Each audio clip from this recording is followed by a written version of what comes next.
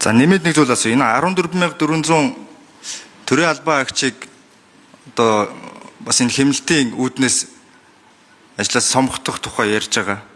Ерөнхий сайдаа энэ төрийн албан агчдыг цомгохоор одоо энд чинь 36 сарын тэтгэмжийн асуудал яригдана. 14,400 хүнийг ажилгүй болгоод тэгээд тэтгэмж өгөхөөр эргээд эн чинь 40 гаруй мянган хүний нэг жилийн ажлын хөлс бас гарахгүй юу? Энэ хэмнэлт яг мөн үү? Ер нь энэ 36 сарын тэтгэмжийг дээр ер нь ямар бодлого цаашдаа баримтлах юм бэ? Ер нь анх бол энэ бодлогын зорилго нь юу гэхээр Монгол төрд бас нэг чадвартай авьяастай мэдлэгтэй хүмүүсээ тогтоон барья, ажилуулъя, амжиргаандаа санаа зовхгүйгээр төрдөө зүтгүүлье гэдэг юм бодлого байсан. Тэгээ одоо энэ маань ер нь юу болж байна вэ? Нэг тэмнэлт мөн үү? Цаашдаа ер нь энийг яах вэ? Дахиад нэмж тодруулна. Ерөнхий сайд хариулъя. Ерөнхий сайдын микрофон. Тэгээ энэ хоёр өөр асуудал байна.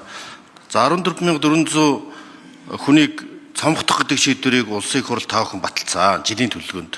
Жилийн төлөвлөгөөний дагуу төсөв босруулах ёстой хөгжлийн бодлого төлөлтийн хуулиараа.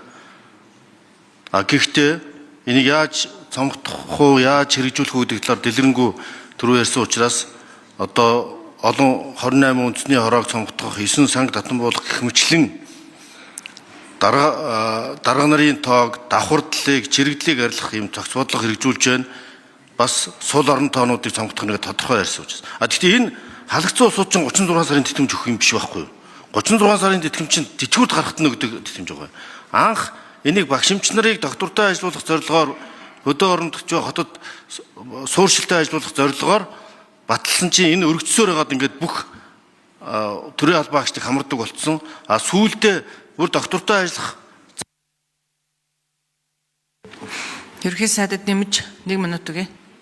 Зарчмаасаа яагаад өөрчлөгдөж байна гэж үзэж байгаа гэхээр төслийн хуулийн үзэл баримтлал өөрчлөгдөд байна гэхээр дээд шүүхийн шийдвэрийн төр ч гэсэн хүмүүс шүүхтэй заргалдаад улс төрийн албан тушаалтнууд авъя гэж сумын засаг дарганарч авах ёстой.